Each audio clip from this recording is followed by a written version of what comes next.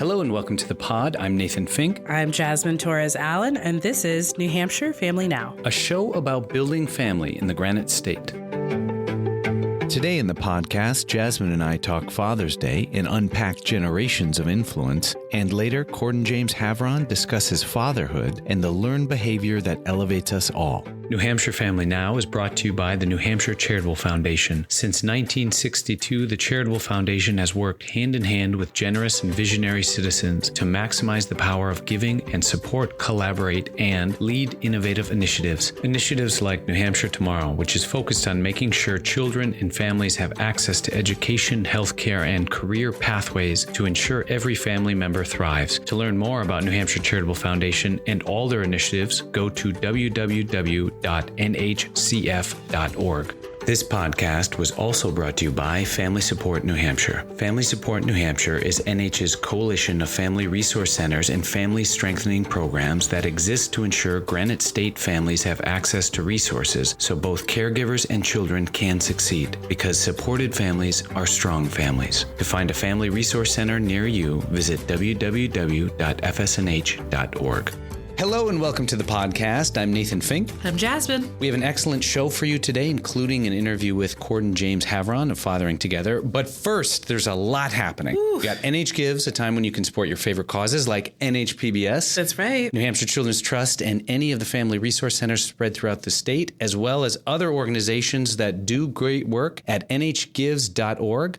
Also, Happy Pride Month. Happy Pride Month. And of course, Father's Day is right around the corner, which, by the way, I need help with because I don't understand Father's Day. What?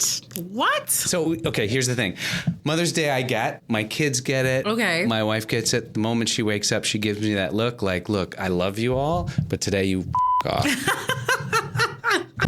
And she's earned that because every other day she's in overdrive meeting our family's needs, right? Mm-hmm. But Father's Day, I don't know what to do with myself. It feels different. Like, is this the day where I stand over a grill? Is this the day where I put my feet up? Like, is this the day where I demand recognition from my children? Ooh. Do you see what I'm saying? Is this the day where I call my dad and say, I love you, but you can also... I don't know. I love Father's Day, actually. All right. Tell me about that. I love Father's Day because, I think about it maybe in the circumstances of my husband, who, sometimes it takes men a little bit longer to get to a point where they're settled in their fatherhood. You know what I mean? Like, oh, I'm a dad. You know what I mean? Like, it sort of clicks. And I feel like that takes a little bit longer because I feel like when a woman gets pregnant and, they have their baby, it's like mom mode starts, right? And then... And you get to be beside the raising of that child from within. To like, until they're out, and then in comes the dad, right? And it takes a little bit longer to get to a point where you're like, oh my God, I'm a dad. I have these responsibilities and I have to do these things and I have to support my partner. And it takes a little while to sort of settle in, I feel like, to fatherhood, at least from how I watched my husband.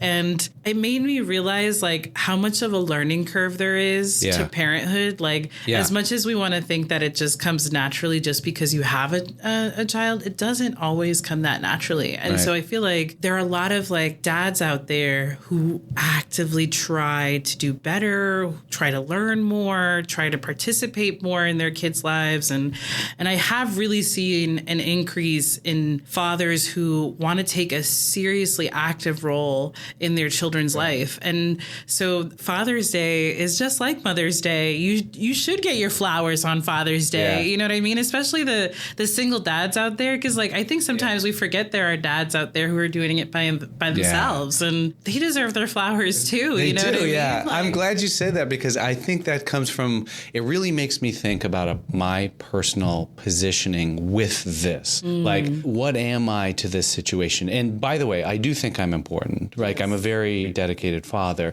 but I'm so glad you talked about the fact that this is a learned behavior because, I mean, even from the moment my son was born, the moment he was born, my first thought is, oh, you got to get a job. Yeah.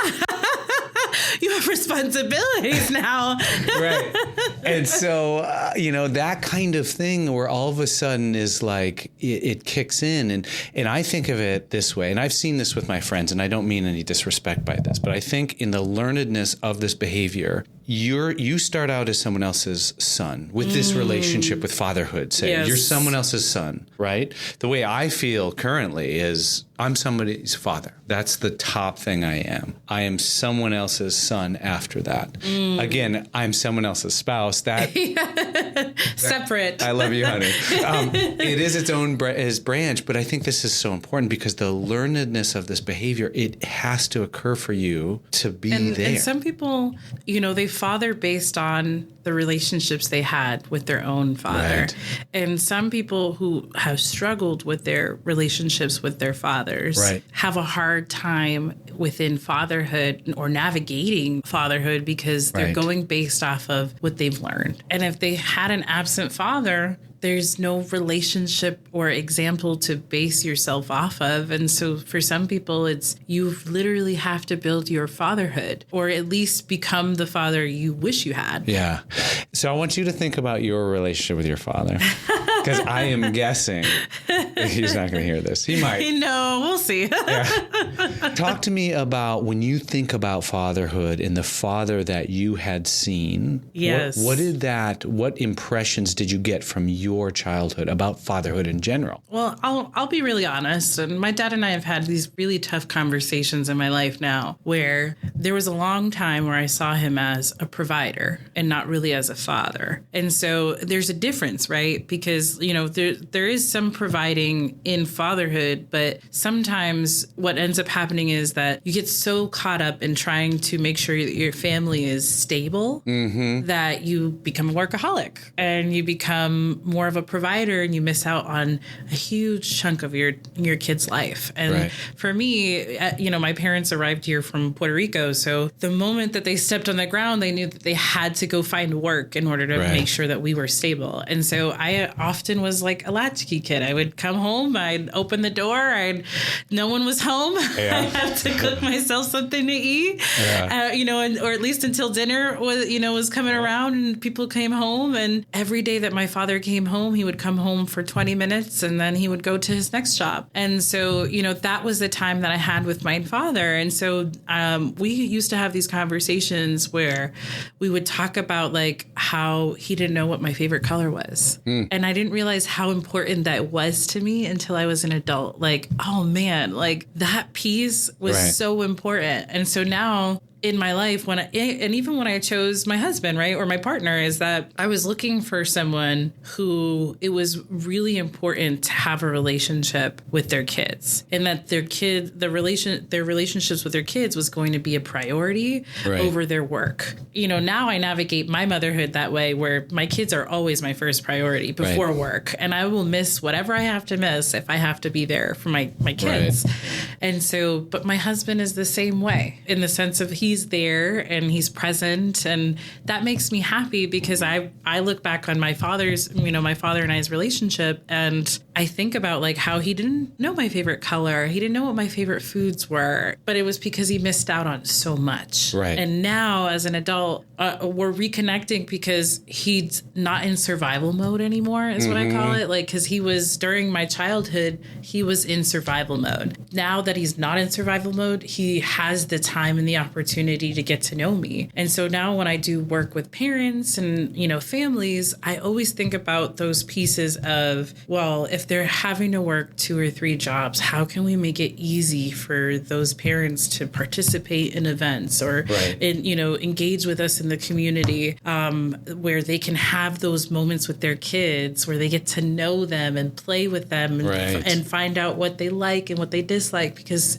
there's just not enough time. Sometimes there's not enough time in the day to do that. And I think that instinct to be a provider, like I see that in me crop out and be up at the top sometimes, right? And I understand it because I think it's like we want our kids to have something better than we had, though what I had was pretty good, but it feels like your ability to set a floor, make sure that floor is stable and has holes in it. I mean, it even goes into like manhood. When you think about what kind of pressures men have in society, society and like the types of pressures we put on them where, you know, they feel like they have to be the breadwinner, the provider of the family, when it could be both, or it could be balanced. Right. You know what I mean? Exactly. But where I feel like we're getting to a place in society where now that's more acceptable. But like there's a lot of unlearning of those pieces as well, because we've put those pressures on men, and it's sort of enwrapped in all of that fatherhood. Yeah, it's an interesting bucket, because even my wife and I talk about it all the time, because I will get complimented as being a present father by strangers.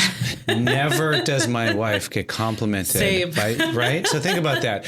And on one hand, I understand it, and I think it's very important. I think that, the idea that a father is there and present because it's unique, like we have to support, encourage, and do all those things. But in that, there is this inherent bias. 100%. Right? Yeah. I mean, even when you think about like school, who does school call first? Yeah. Usually mom. And I have, this past year, I put my husband as the main contact. That's great. And it was just because I was so tired of my husband feeling like he was playing catch up with all the things at school. And so I put his email down. I put his phone number down. So now he feels more connected and more of like less as the secondary parent and more as a primary parent, because I feel like those little pieces, help you feel more connected to your kids and to your family unit. And these are small but significant, I think, pieces. Like the other day I was doing something with the boys, and I don't know who it was, a friend, maybe a family member, called me Mr. Mom. And I was like, this is another indicative point of the expectation. Because then you close this up. This is not and your you responsibility. You turtle up and you're like, wait, my masculinity is being challenged. Well, and I keep thinking about my wife in that, like, oh, this is actually the expectation is she should be doing this, where the expectation is not, because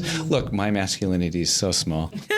But I think this is really interesting, though, because I also think about this generationally, because whatever is happening with our concept of fatherhood right now is going to be vastly different than what it is with my sons when that is an option in their life. Absolutely. Right? So between fathers of generations, there's these really inherent borders, right? Like, I love my dad. Yeah. I admire him. I look up to him. I wish I could be things that he is. And yet I can feel kind of the sheen of that barrier between us because of the way I approach expression. Because when you think about it, like when your sons grow up, they're going to do things differently from you. Wicked different. You know what I mean? I do. Like they're going to be like, well, my dad did it this way, so I'm going to do it this way. Yeah. You know what I mean?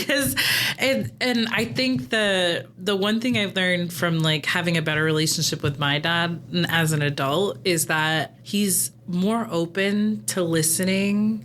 Sometimes he doesn't always, agree, but he's 100% more open to listening and hearing me out as to why I'm doing things the way that I am. And I feel like that helps our relationship significantly in the sense of like, okay, at least we're having the conversation. And I think that's really an important piece that goes a long way. Yeah. You know what I mean? So from your lens, what is one piece of advice that you would give to new fathers out there? You have to give yourself a little grace as you learn to be a parent. And there's a lot of things that you'll be challenged with from your past as you have your own kids that you're going to have to face and feel and sit with and unpack in order to be able to move forward. Yeah. It's funny that you say that. I've never wanted a therapist more in my entire life. I'm like looking around and I'm like, whose baggage is this? Right? It's mine. Yeah. Your name in big, bold letters. Your call has been forwarded to an automatic voice message system. Hi, my name's Kirby, and I'm from Manchester, New Hampshire. I just wanted to share a little piece of advice that I would give a new father about fatherhood and raising a strong, resilient family. The little things are actually the big things, and to not take them for granted.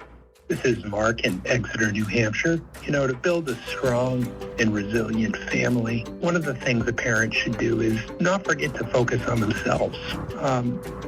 It's good for your kids to see you spending a lot of time with them, but it's also exceptional for a family and for kids to see parents focusing on themselves and spending time on the things that are important to them so that kids can get to know their parents as individuals.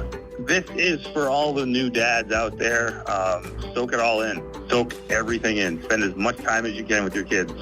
I don't care if you have to go to work or whatever. Just spend as much time as you can with your kids, because before you know it, they won't need you as much.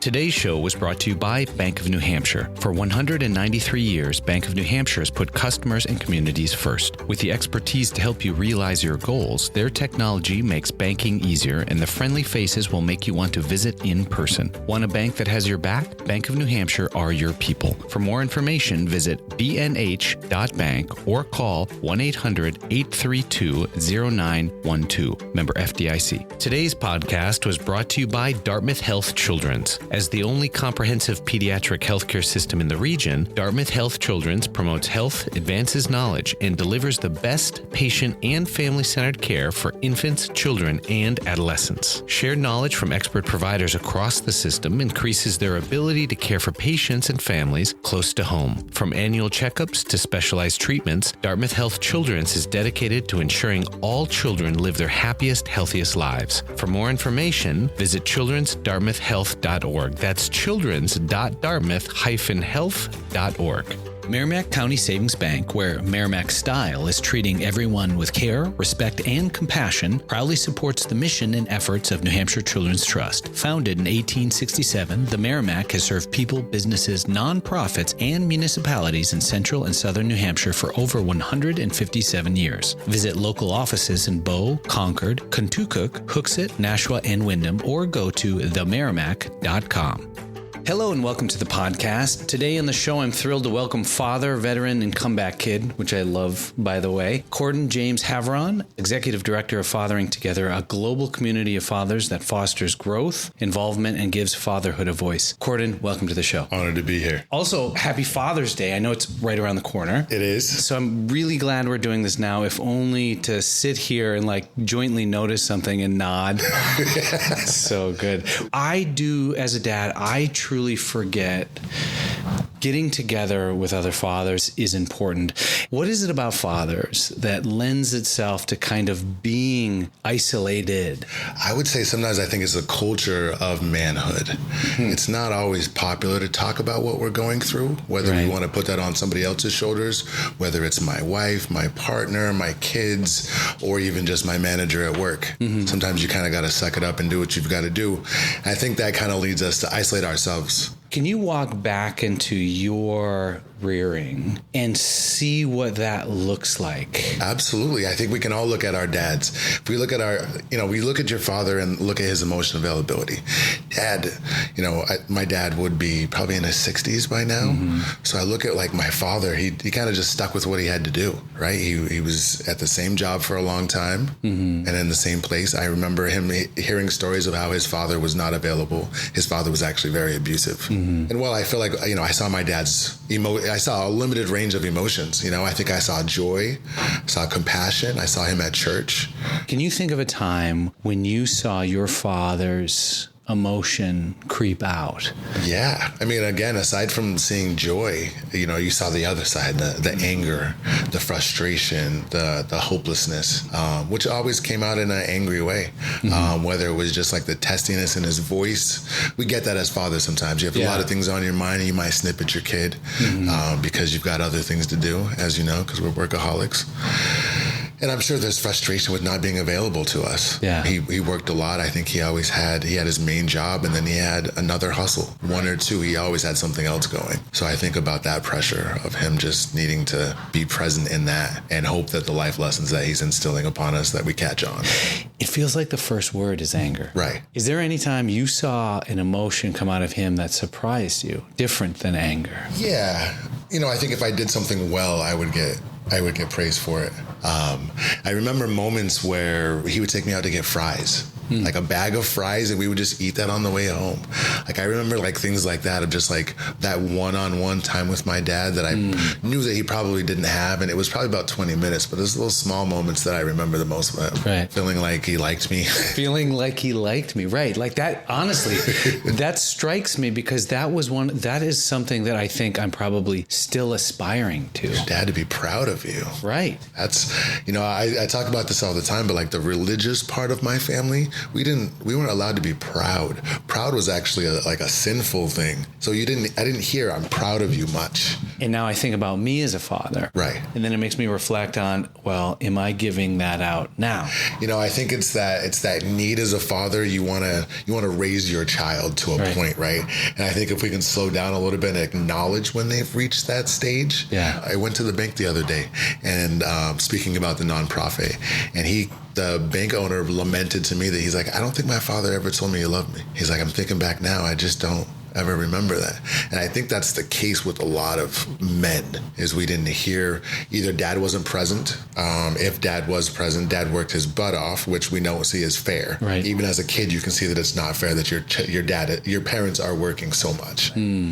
So what in you caused you to say, wait a minute, I'm going to make a different choice in my fathering of this child? I think I was a young father, by the way. I'm 36. I have children that are 16, 15, and 10. So 16 years of fatherhood. I was 19 years old. I had no clue what I was doing per se. Right.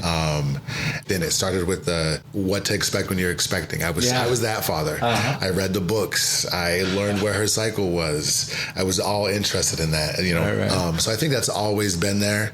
Obviously, I always say this, but you grow up with your children. I'm 19 years old. I make decisions and choices and mistakes, and I have thoughts, feelings, and actions, and I'm accountable to all those. Right. And we can't be perfect, but I just know that they need to belong. And telling my son, like my son just got his CNA and he's 16. He plans to have his LPN by the time he graduates. My other son wants to go military like me, and he's a sports star. Absolutely amazing. Yeah. My daughter, she's 10 now. She wants to sing. She wants to be a nurse like her mom. She's still in that influential stage. I want to do what you do. She wants to do mentorship. So yeah. Now we're okay. So I don't know if the definition that we have as a culture, as a society, as a community mean the same thing when we say fatherhood. So I want to start there with this. When you hear the word fatherhood, what does it mean to you? What does fatherhood mean for me?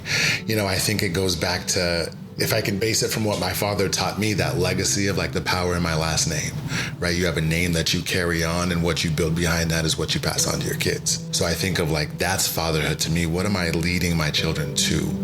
Whether that's soft skills or life skills, how am I getting them there? Now I put that question to a few fathers I know to see what they might have to say. So what does fatherhood mean to you? It's, like the word dedication, about being dedicated and being there and fulfilling all the responsibilities, no matter how important or how trivial they are. It's all important. No, and the first question is... for little kids, it'd be nurturing and loving. When they're older, spoon in a little discipline. It's interesting. Well, it's basically a lifelong commitment, and probably the most meaningful relationship I've ever had is with my child, who's still a child at 40. Right? I think as parents, we're not going to be perfect. We're not perfect. And we need to realize that. But it is, in fact, a learned behavior. Fatherhood is a learned behavior. Absolutely. So that means then there's specific things that we probably had to unlearn in order to be better at this thing called fatherhood. Ooh. If I had to unlearn anything, I had to unlearn whatever the opposite of not being present is. I had to unlearn abandonment. I look at like my birth father. I don't know who my birth father is. My adoptive father, we had our struggles. But like that presentness, that belonging piece of being a father. Yeah. So what does then presence look like in that definition? So here's where I'm going to fall back on what Brian Anderson, the founder of Fathering Together, says. He says the best parenting plan is one that you co-create with your children, right? And I look at like how that applies to my life today. I am a different father to my 16-year-old son than I am to my 10-year-old daughter. So in 2019, processing a divorce from my partner, I came upon this Dads with Daughters group and joined it on Facebook. Happened to meet Brian Anderson at the time. We were just talking about fatherhood. And I think that was like the first time I've really talked about fatherhood in depth with someone, hearing his struggles around raising 2 girls, co-parenting, what that looks like. And he's like, I have a community of dads that talk about this stuff all the time. I was like, really? Yeah. What is that like? You know, and I joined the group and they were doing some stuff with Dove. They were doing a self-esteem project with Dove soap. And I was like, self-esteem, what do I as a father have to do with my daughter's self-esteem? Right. And I know that probably sounds like a conundrum, but I have so much impact on her self-esteem. Whether, you know, I think the one thing that I remember the most from that was like, what am I not teaching her? Well, it's interesting because I'm wrestling with these 2 things that you said about you had to learn and unlearn, one of which is unlearn a tendency toward abandonment. And I don't think this is particular to you. I think it's something I think about because of this isolation, that you know how to survive. I know how to survive. But surviving with others that demand your presence, and not just physically, but your presence requires you to think about your behaviors. That puts you in an uncomfortable place because now it's the amplification of your behaviors that you will see in someone you've never cared more about. So what's some advice then you can give to fathers out there about doing this well and intentionally? I would say the best advice is, like, as you hear this, talk to fathers about the intentionality of being a father. I think the one thing we think of as being a man is you have to provide. And providing typically looks like the form of financial gain, right? And we plan for that, right? I'm going to be this one day. I'm going to be an engineer. I'm going to be an executive director or whatever it may be. But what about I'm going to be a father, right? What does that look like? Intentional fatherhood. And I think if you can intentionally be a father, that's where you're on the right path. You're actually thinking about what your actions are doing and who you are and why you're doing what you're doing and why you're teaching your kids this way. I think the other side of that is also how we treat our partners, right? Expanding on, because all fathers have a partner first, right? And I think expanding on the relationships that we have with our partners and being present and being intentional in who we choose and how we choose and how we're moving most of all in our relationships. Right, yeah. We tend to make some very big choices, and those impact our families. Right. And I think, you look at the adoption rates, the father's not there in some capacity. And I think as accountability, having these spaces to be accountable, how do we answer those questions? Right. I remember at my grandfather's funeral, one of my cousins stood up and spoke about the advice that he was given by my grandfather. And it was, make sure your kids see how much you love their mother. Ooh, absolutely. Right. Absolutely. Yeah. Now, if people want to learn more about Fathering Together, where can they go? Fatheringtogether.org. We're on Facebook, Instagram, but fatheringtogether.org. You'll see our City Dads groups. We have 41 local meetups throughout the country. We have school-based programs. We have our webinars, our Father's Friday that we kick off every year. And there is also June 15th is Father's Eve. So Father's Eve is a national celebrated holiday where fathers get together June 15th at 8 p.m. online, in-person meetups. Dads are celebrating fatherhood early, and it's an awesome experience. So there's that. Also on Father's Day, we're going to announce our No Dad Alone campaign. We've talked a lot today about loneliness. We're doing a No Dad Alone campaign. Myself and a couple other organizations, such as the National At-Home Dad Network, City Dads Group, Father's Eve, and Fathering Together. With the unification of all of us, there's going to be workshops, there's peer support lines, just a larger, vast resource for fathers. Now, this is last question, and this one is not only for you, but all the fathers out there, because fathers have fathers as well. Tell me one thing that your father taught you. Discipline. I know we talked about all the other things that my father didn't do, but I did see my father very disciplined. I think that's the one thing I learned. I think that's what makes me a great man today, a great father today, and it makes me a great businessman. Cordan James Haveron, thank you so much for coming on the show. Absolutely great to be here. Thank you. he was a good father. I mean, in his own way. I guess he was trying. He was around. I mean, my childhood was fine. My parents stayed married. I think probably it was, it's negative in that he wasn't always there for me. So I'm trying to always be there for my kids. Yeah, and as far as my father goes, he was probably my hero. He died way too soon, but he set an example for me to try to follow. Yeah. This podcast was brought to you by Nixon Peabody, who delivers exceptional legal services for clients in the community by combining high performance, an entrepreneurial spirit, deep engagement, and an unwavering commitment to a culture of collaboration, diversity, and humanity. Nixon Peabody works with universities, hospitals, and nonprofits of every size to maximize impact. For more information, visit nixonpeabody.com. Many thanks to the Samuel P. Hunt Foundation for sponsoring this podcast. Established in 1951, Samuel P. Hunt Foundation is a Manchester-based, independent nonprofit that provides grants primarily for the arts, children and youth services, faith-based organizations, educational institutions, healthcare, and human services. New Hampshire Family Now is listed on Apple Podcasts, Spotify, Google Podcasts, Amazon Music, Stitcher, iHeartRadio, and more. Listen wherever you get your podcasts or ask your smart speaker to play New Hampshire Family Now.